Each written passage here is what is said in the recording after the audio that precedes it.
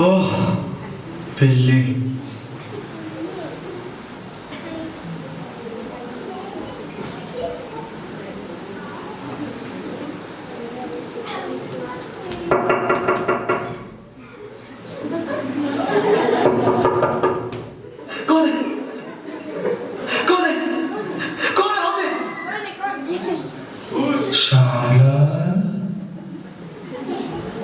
श्यामलाल कौन है?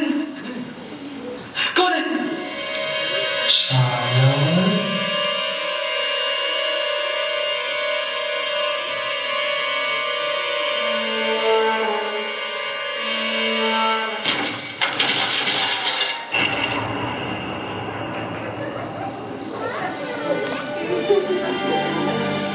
मेरा बच्चा, मेरा बच्चा, मेरा बच्चा।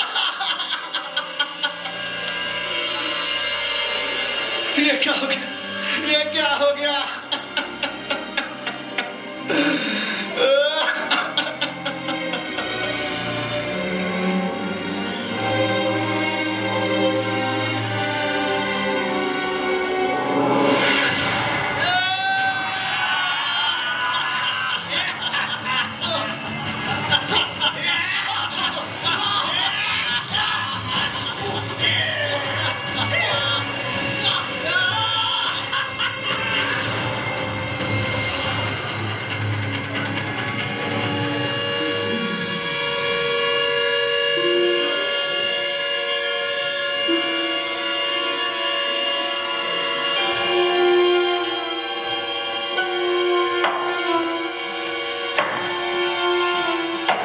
श्यामलाल,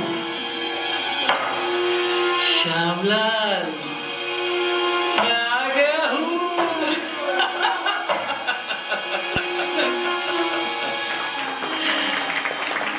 मैंने कहा था ना, तेरी जमीन दे दे, तेरा सोना दे दे,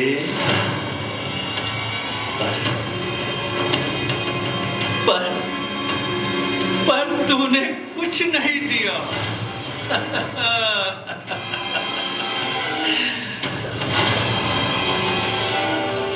श्यामलाल, श्यामलाल,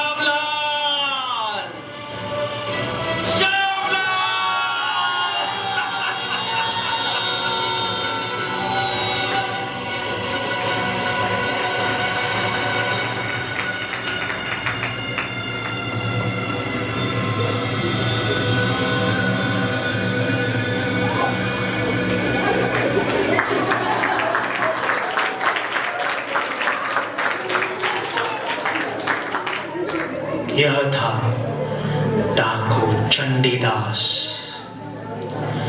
ब्राह्मण कुल का जन्म, उच्च श्रेणी की शिक्षा, परंतु एक खौफनाक हत्यारा, एक ऐसा डाकू जिसकी भूख केवल खून और धन से ही मिटती थी।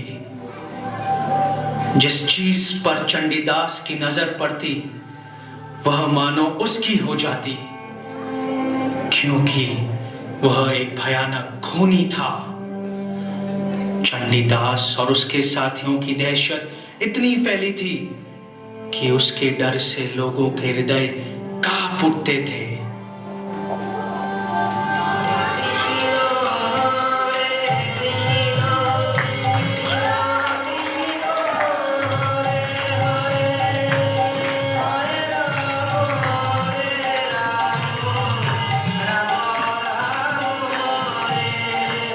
एक दिन श्री नित्यानंद प्रभु, जो स्वयं बलराम है, अपने पार्षदों सहित उसी नगर में दिव्य भगवान नाम का संकीर्तन करते हुए जा रहे थे। सारे नगरवासी इस हरि नाम के अमृत का पान करते हुए आनंद के सागर में डूब रहे थे। श्री नित्यानंद प्रभु का दिव्य शरीर अति सुंदर आभूषणों से सुसज्जित था। नित्यानंद प्रभु के शरीर से उभरता हुआ तेज उन आभूषणों को और भी तेजस्वी बना रहा था और उन्हीं आभूषणों पर पड़ी चंडीदास की नजर।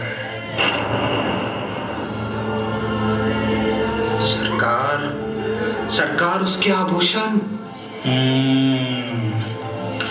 देख रहा हूं मैं, इतने सुंदर आभूषण।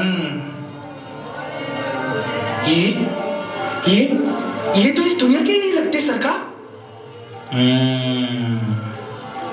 एक बार अगर ये मेरे हाथ आ जाए तो कुछ और लूटने की जरूरत ही नहीं। तो सरकार देर किस बात की? नहीं, रुको, मैं सही मौके के तलाश में हूं। यह बड़ी मछली है। अभी के लिए हम भी उनमें शामिल हो जाते हैं। चलो।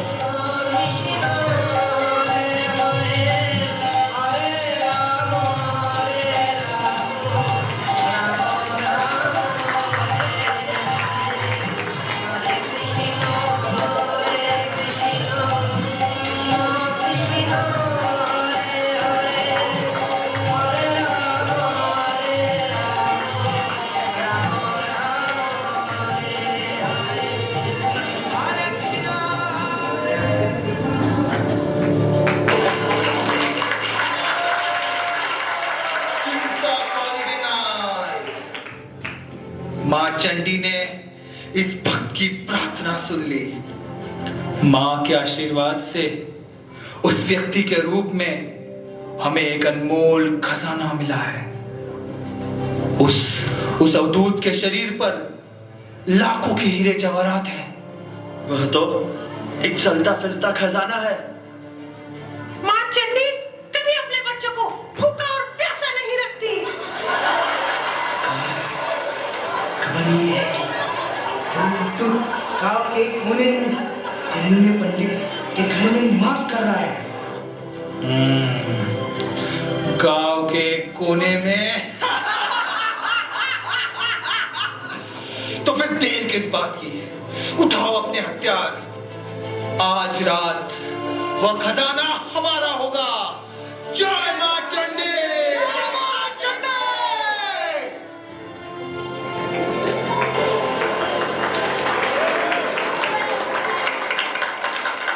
इस तरह रात्रि के समय चंडीदास और उसके साथी हिरण्य पंडित के घर के निकट पहुंचे। एक खास गुप्तचर आगे की योजना आंकने हेतु भेजा गया। हे हिरण्य पंडित, हरि नाम के रस में डूबे हुए सारे भक्त कितने प्रसन्न लगते हैं। उन्हें कहो थोड़ा प्रसाद भी ग्रहण कर ले। प्रभु, पहले आप तो ग्रहण कीजिए। सारे लोग आप ही का महाप्रसाद लेने आतुर हैं। आपके दिव्य संग में सारे भक्त इतने हर्षोल्लासित हैं कि भूख और प्यास की उन्हें चिंता ही नहीं। ठीक है हिरण्य पंडित, मैं अभी प्रसाद ग्रहण करता हूं।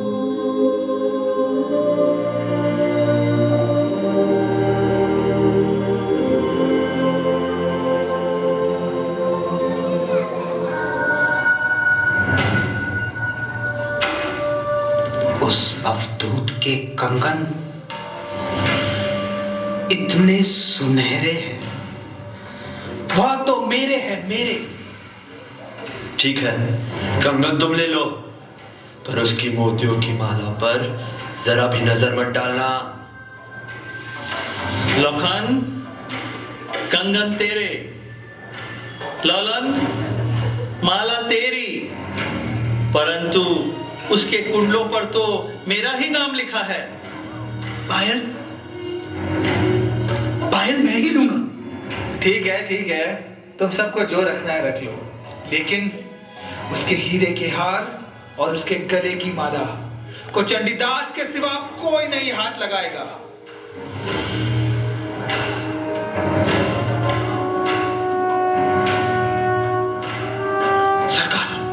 सरकार, मुझे नहीं लगता अभी वहां जाना उचित है। क्या हुआ विजय? सरकार, वह अवधूत अभी भी भोजन ग्रहण कर रहा है और उसके सभी साथी जागे हैं। ठीक है साथियों, उन मूर्खों को खाकर सोने दो, क्योंकि इसके बाद बहुत जगाने पे भी नहीं उठेंगे।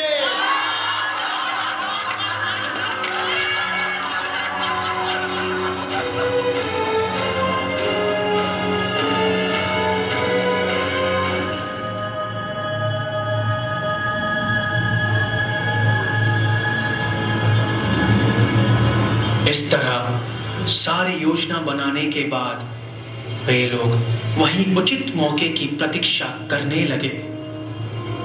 श्री नित्यानंद प्रभु, जो कि सर्वज्ञ हैं, चंडीदास के कपटी इरादों से भली भांति परिचित थे। श्री नित्यानंद प्रभु ने अपने योग माया के प्रभाव से चंडीदास और उसके साथियों को गहरी नींद सुला दिया। वह पूरी रात मृत शव के समान अचेत अवस्था में सोए रहे।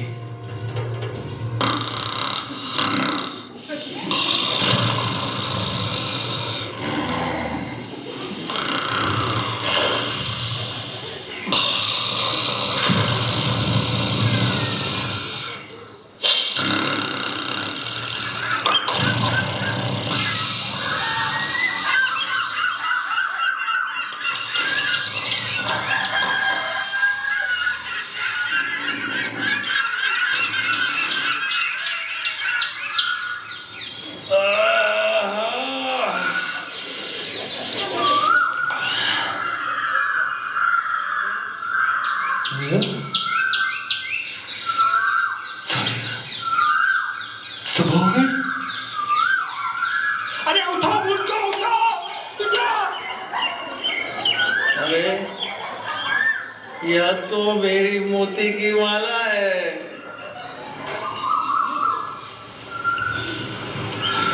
ये कुंडल कितने अच्छे। ये मेरे कंगन। ये तुम्हारी मोती की माला, ये तुम्हारे कुंडल और ये तुम्हारे कंगन। अरे हम सारे आज सोए रहे, तुम ही सबसे पहले सोए। नहीं, मैं पहले नहीं सोया। ये ललन पहले सोया था सबसे। तो क्या तुम सारी रात जाग रहे थे? अब बंद करो तुम्हारी बकवास। जो हुआ उसे भूल जाओ। सब कुछ माँ चंडी के इच्छा अनुसार होता है। माँ चंडी ने हमें बचा लिया।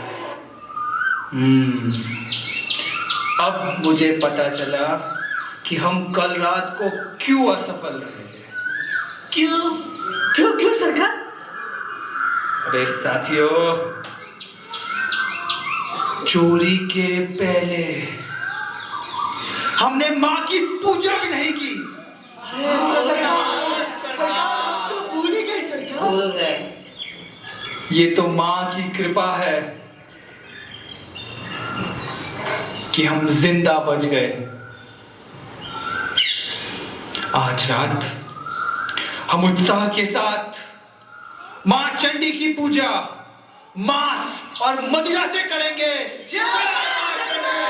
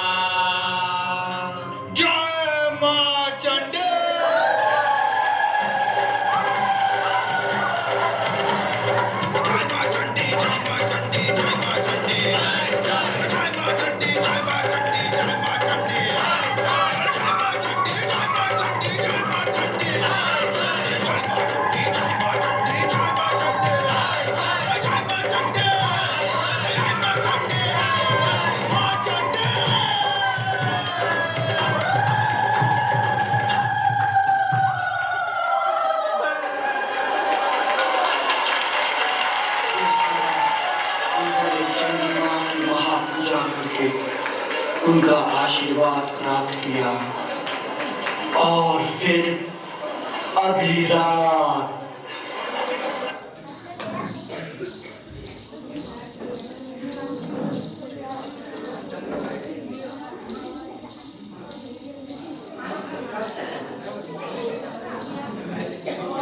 अपने अपने हथियार संभालो, हम हिरण्य पंडित के घर पहुंच रहे हैं।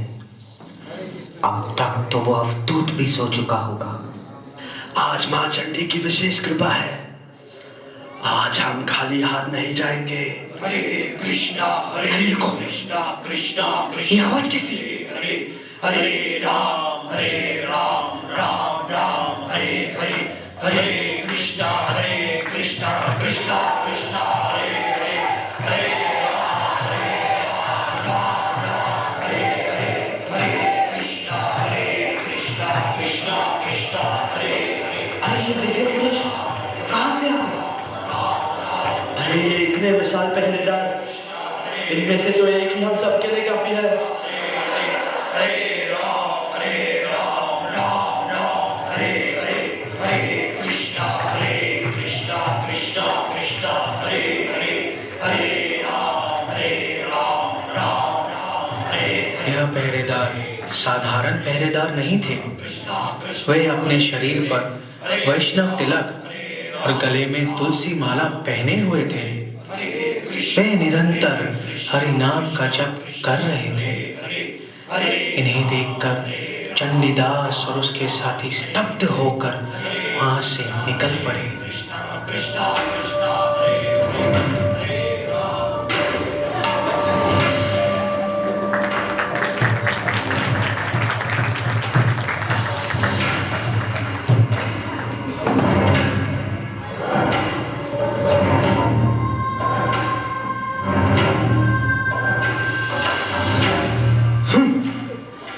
आज भी हमारी योजना असफल रही। मुझे तो लगता है हमारे आने की खबर उस अवधूत को पहले से ही मिल गई थी, और उसने ही अपनी सुरक्षा के लिए उन पहरेदारों को रखा होगा।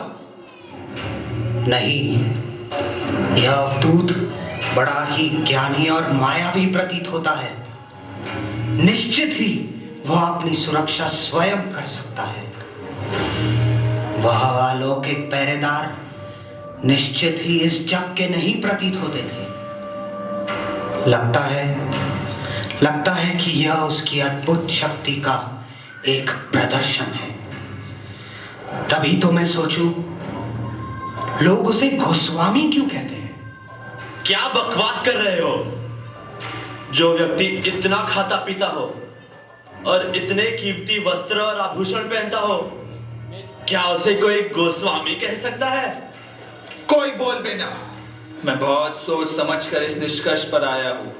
वह पहरेदार निश्चित ही किसी राजा के प्रमुख सैनिकों में से है, और ये भी इस अवधूत से प्रभावित होकर हरी हरी हरी हरी हरी हरी कर रहे हैं। इसलिए जब तक यह पहरेदार यहां पहरा लगा रहे हैं, हमें इनसे दूर ही रहना चाहिए। मुझे लगता है ये लोग और कुछ दिन यहां रहेंगे। 8-10 दिन के बाद हमें फिर से आक्रमण करना चाहिए। हाँ सरकार, ठीक है। हाँ सरकार, हाँ, जैसा आप कहें।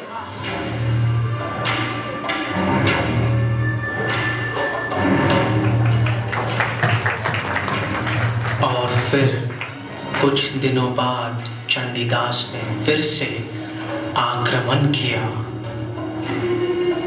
जैसे ही उनके कदम घर की ओर बढ़े, उनके आंखों के सामने अंधेरा छा गया। वे यहाँ वहां गिरने लगे। उन पर सांप, बिच्छू तथा अन्य जहरीले कीड़ों की वर्षा होने लगी और उन्हें काटने लगे। वे सब दर्द से चीखने चिल्लाने लगे।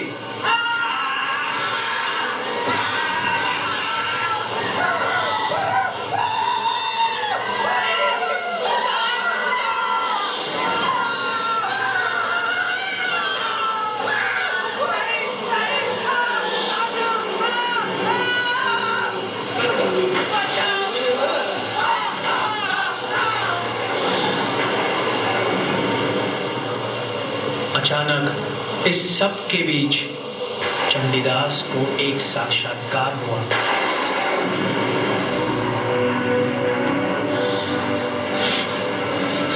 लगता है यह नित्यानंद साधारण व्यक्ति नहीं है। निश्चित ही वह पूर्ण पुरुषोत्तम भगवान है। पहली बार उन्होंने मुझे योग निद्रा में डाल दिया, और फिर भी मैं समझा नहीं।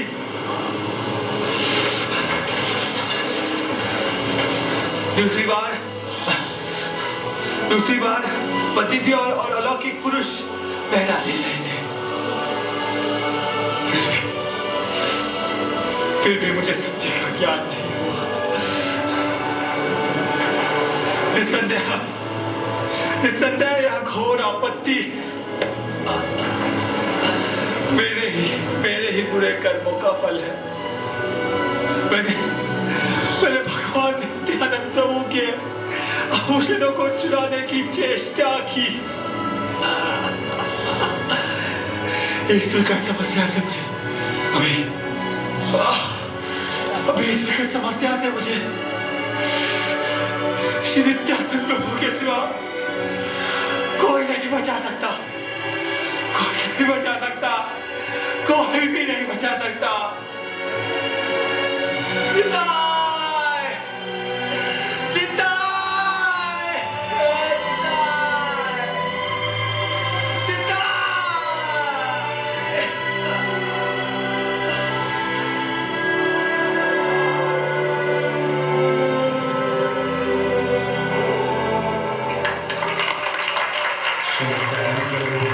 परम कृपालु है। जब उन्होंने चंडीदास और उसके साथियों की असहाय प्रार्थना सुनी, तब उन्होंने तुरंत ही उनकी पीड़ाओं का अंत कर दिया। सभी डाकुओं की दृष्टि लौट आई और इसके पश्चात तूफान और आंधी का उन पर कोई असर नहीं हुआ। चंडीदास के हृदय में विभिन्न भावनाएं उमड़ने लगी। उसका हृदय परिवर्तन हो गया। और चंडीदास सीधा हिरण्य पंडित के घर श्री नित्यानंद प्रभु को मिलने जा पहुंचा।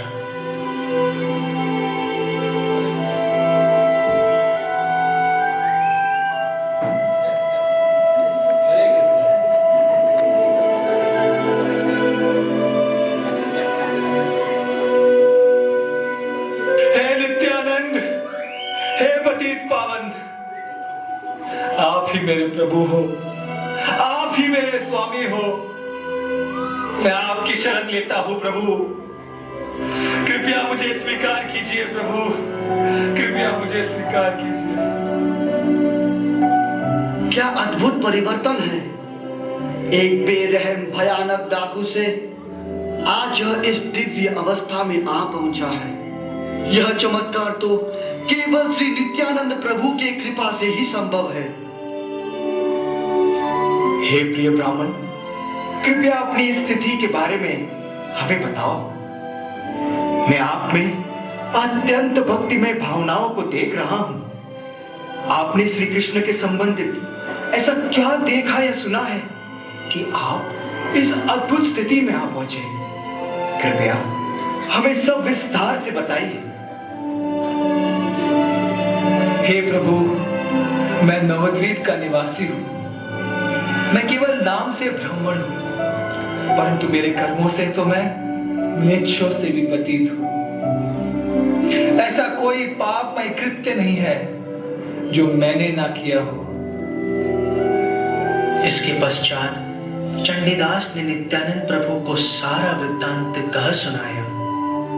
कैसे श्री नित्यानंद प्रभु के आभूषणों से आकर्षित होकर उन्हें चुराने हेतु उसने निरंतर 3 रातों तक प्रयत्न किया, परंतु हर बार असफल रहा। और कैसे तीसरी बार केवल नित्यानंद प्रभु की कृपा से वह उस भयानक पीड़ा से मुक्त हुआ। प्रभु, आपके शीतल पद कमलों का मुझे आश्रय दीजिए, मुझे आश्रय दीजिए प्रभु, मुझे आश्रय दीजिए। हरि बोल।